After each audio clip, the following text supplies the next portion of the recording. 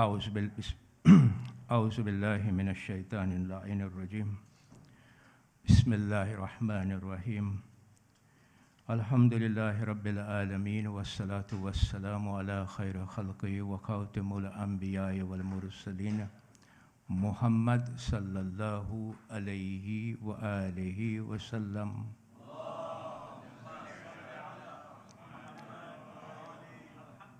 ولا حول ولا قوة إلا بالله العلي العظيم.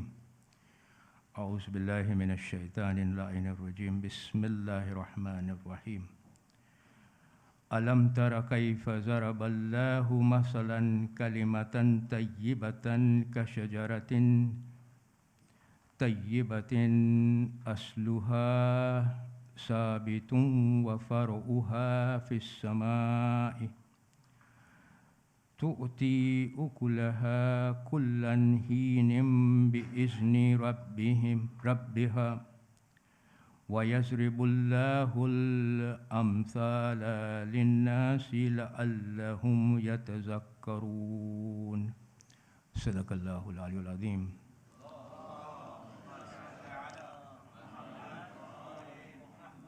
ભાઈઓ તથા બહેનો, અસ્સલામુ અલૈકુમ વરહમતુલ્લાહિ વબરકાતુહ.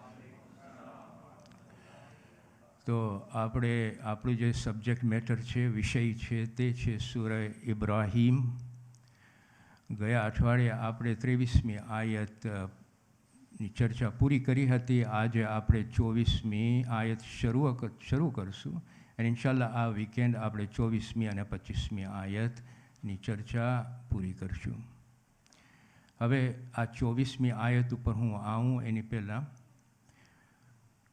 મને એક પ્રિએમ્બલ આપવું છે કે આપણે અત્યાર સુધી જેટલી ચર્ચા કરી છે 23 આયતની, મુખ્તસરમાં આપણે જરાક એના મુદ્દાઓ લઈ લઈએ. વર્ષ નંબર 1 ટુ વર્ષ નંબર 6માં અલ્લાહ સુબ્હાનહુ વ તઆલા આપણને સમજાવે છે કે મેં કુરાન નાઝિલ કર્યું રસૂલ ખુદા ઉપર સલ્લલ્લાહુ અલૈહિ વસલ્લમ, જેથી કરીને તે લોકોને અંધકારમાંથી અજવાળામાં લઈ આવે. એકચ્યુઅલી આ જે મિશન છે અંધકારમાંથી, એટલે કે ignorance, darkness of ignorance to the light of knowledge, ઇલ્મ, આ લઈ આવવાનું કામ બધા પૈગંબરનું હતું. તો વર્ષ નંબર 1 ટુ 6નો જે મુદ્દો હતો તે આ હતો.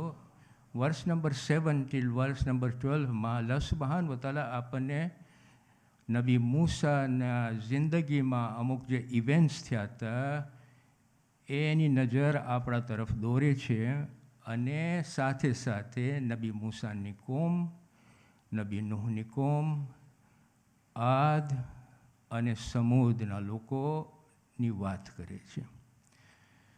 13મી આયતથી લઈને 21મી આયત સુધી અલ્લાહ સુબ્હાનહુ વ તઆલા આપણને સમજાવે છે કે જે લોકો કુફર ઇખ્તિયાર કર્યા હતા એ લોકોની હાલત આ દુનિયામાં કેવી થઈ, એટલે કે અઝાબથી, અને પછી જહન્નમમાં આપણને સમજાવે છે as if it's happening at the time કે જહન્નમમાં હાલત કેવી છે.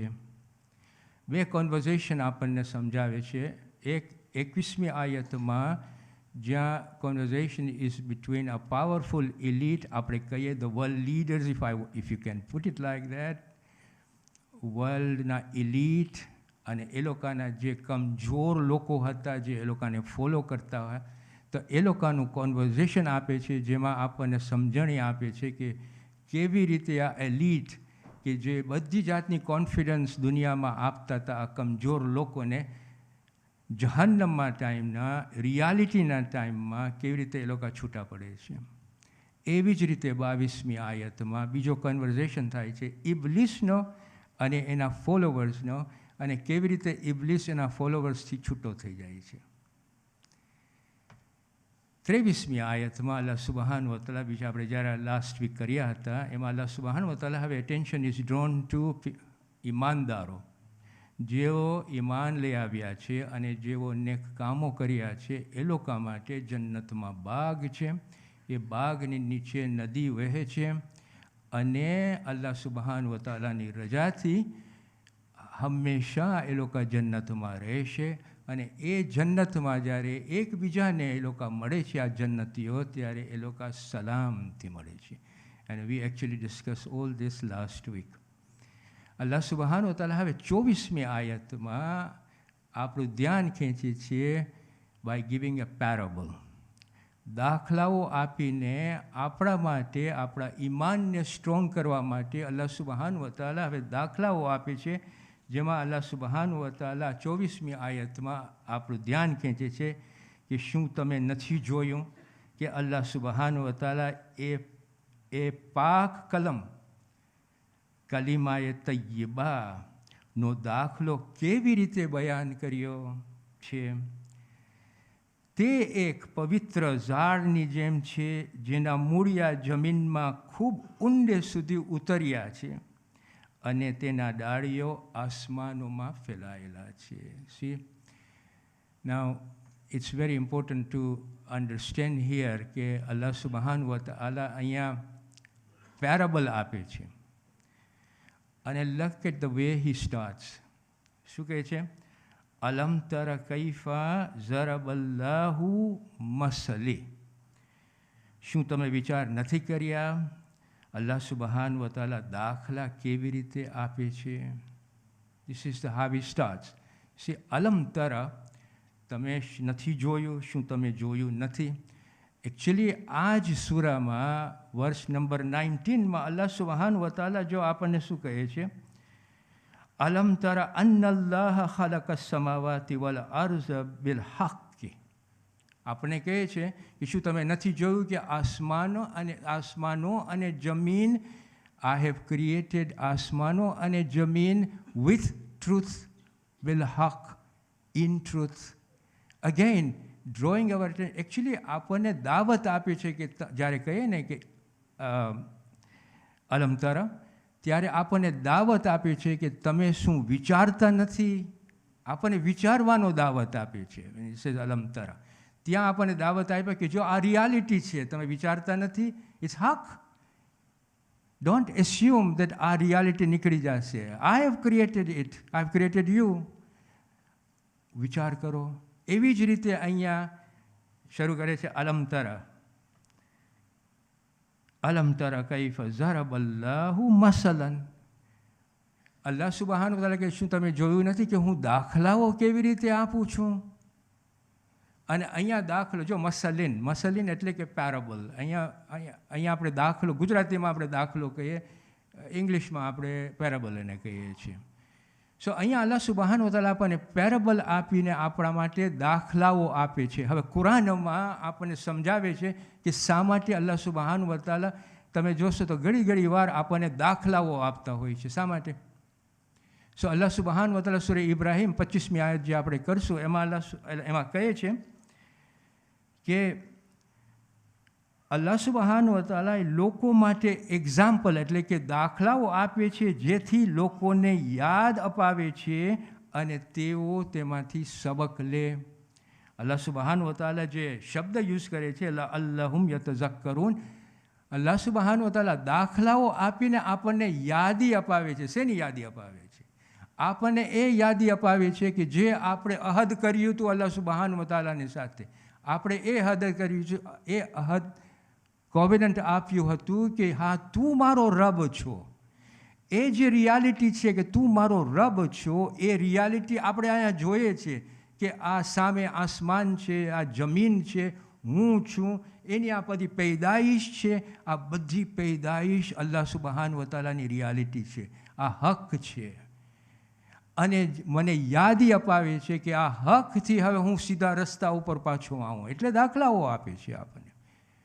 એટલું જ નહીં, આગળ જાય છે. અલ્લાહ સુબહાન વ તઆલા કહે છે સૂરે હશરમાં વર્ષ 21, ઇબ્રાહિમમાં આપણને યાદીની વાત કરે છે. અહીંયા જો શું કહે છે, આ એક્ઝામ્પલ એટલે કે આ દાખલાઓ લોકોને આપીએ છીએ જેથી લોકો તેના વિશે વિચાર કરે. યાદી પછી કહે છે હવે તમે થિંક કરો, વિચાર કરો, હું આ દાખલાઓ આપું છું.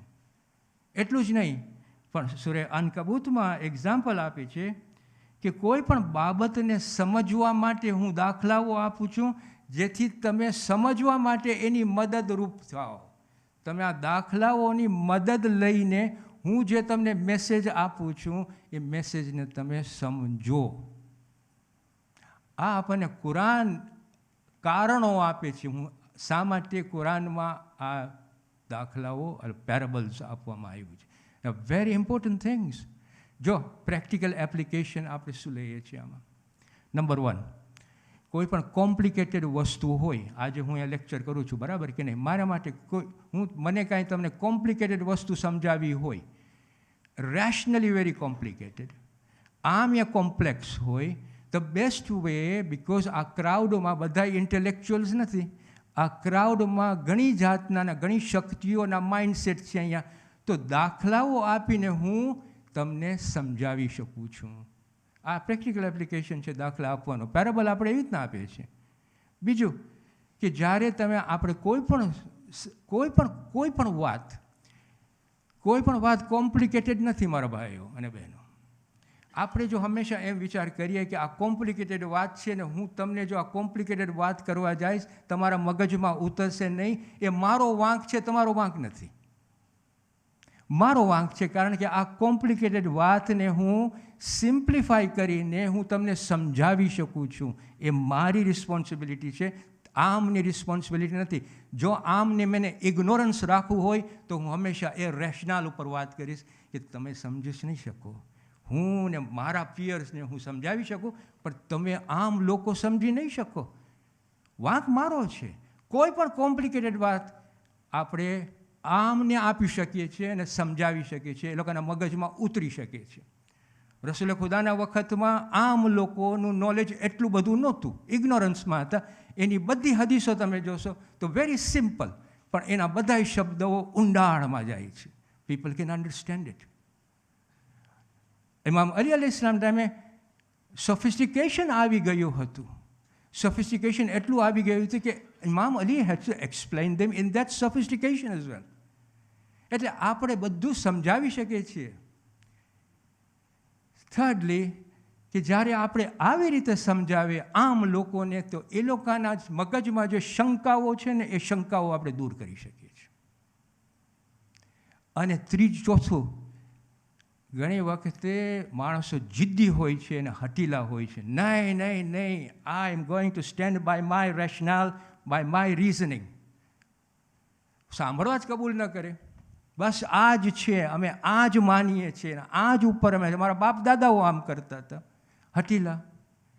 કુરાનમાં આપણને ક્લિયર એક્ઝામ્પલ છે કે જ્યારે આવી રીતે હઠીલાઓ માણસ તમારી સામે આવે ત્યારે તમે એક્ઝામ્પલ્સથી એ લોકોના મોઢાને કાઢી નાખી શકો છો, મોઢાને કટ કરી શકો છો. That's what I મેન્ટ.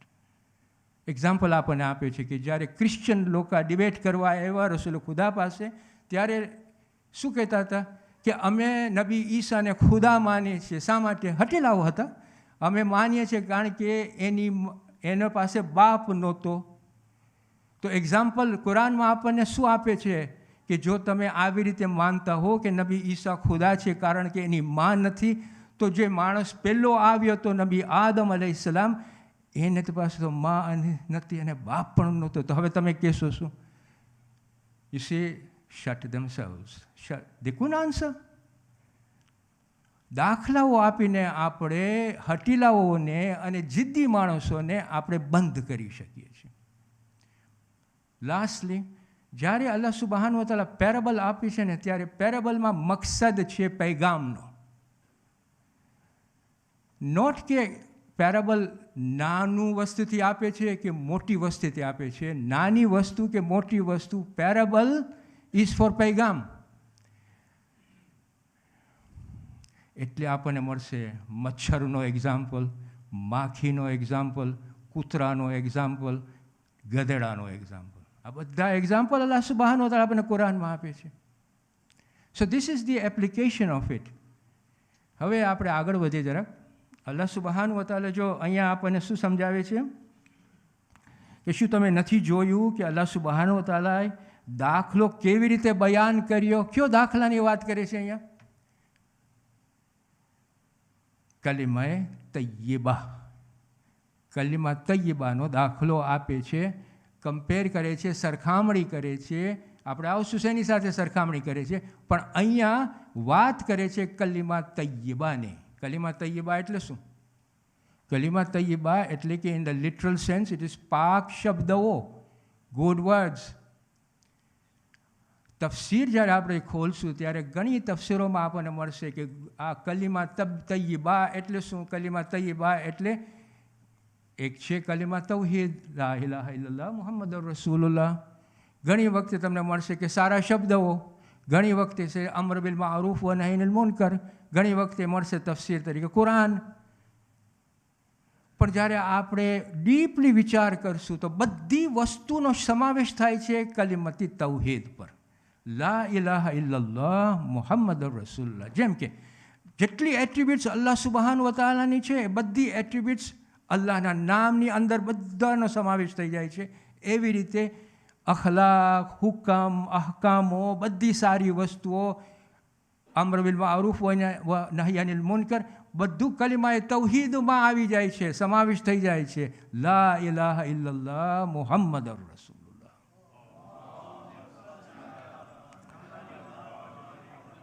આ એનો મિનિંગ છે.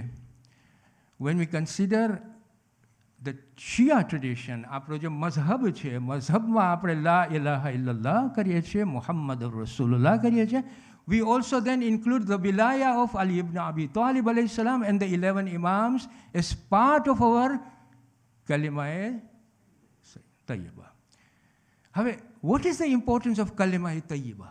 Before I come to what is it comparing, આજે ટાઈમ નહીં મળે મને, પણ આપણે કાલે એનું ડિસ્કશન ચાલુ રાખશું.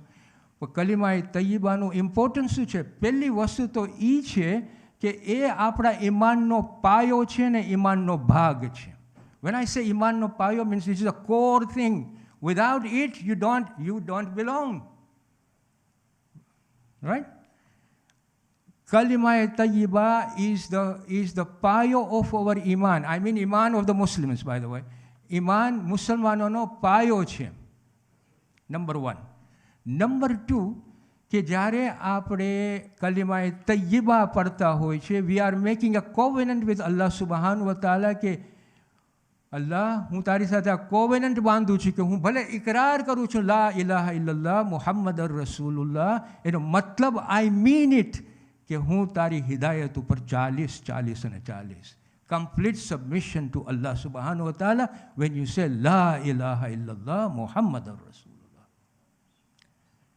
નંબર 3, કે જ્યારે આપણે આ zikr એને આપણે અંદરથી આપણે zikr બનાવીએ તો અલ્લાહ સુબહાનહુ વ તઆલા જ્યારે આપણો આ zikr સાંભળે છે, એ zikરથી અલ્લાહ સુબહાનહુ વ તઆલા આપણું દિલ પાક કરે છે અને આપણને ગુનાહોથી બચાવે છે આ zikરથી, લા ઇલાહા ઇલ્લલ્લાહ મુહમ્મદુર રસૂલુલ્લાહ. એના પછી આપણે આગળ વધીએ તો જ્યારે આપણે આ શબ્દો બોલે છે લા ઇલાહા, દે આર પાવરફુલ અને મજબૂત શબ્દો છે. લા ઇલાહા ઇલ્લલ્લાહ મુહમ્મદ, ડોન્ટ અંડર એસ્ટિમેટ ધેમ. લા ઇલાહા ઇલ્લલ્લાહ, તમે ખાલી એના ઉપર વિચાર કરો, they so much to think about it. મુહમ્મદુર રસૂલુલ્લાહ એ લઈ આવ્યો છે મારિફત અલ્લાહ સુબહાનહુ વ તઆલા, એ મને લઈ આવ્યો છે કે હું જાણી એને કેવી રીતે શકું. આ લા ઇલાહા ઇલ્લલ્લાહ મુહમ્મદ રસૂલુલ્લાહ એટલા સ્ટ્રોંગ શબ્દો છે કે they ascend as you speak to Allah subhanahu wa ta'ala. And as it ascends, it takes whatever you are asking. તમારી આશાઓ લઈ જાય છે એની પાસે અને એ આશાઓ તમારા માટે ફૂલફિલ કરે છે. This is the power of La ilaha illallah Muhammad Rasulullah.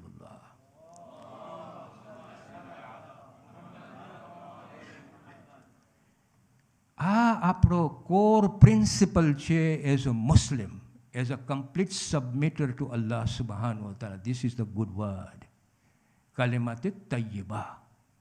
કલિમતન તૈયબા, અલ્લાહ સુબહાનહુ વ તઆલા પછી આગળ વધે છે આયતમાં. જો શું કહે છે અલ્લાહ સુબહાનહુ વ તઆલા, કહે છે કશજરતિન તૈયબતિન અસ્લુહા સાબિતુન વ ફરઉહા ફિસ સમાઈ.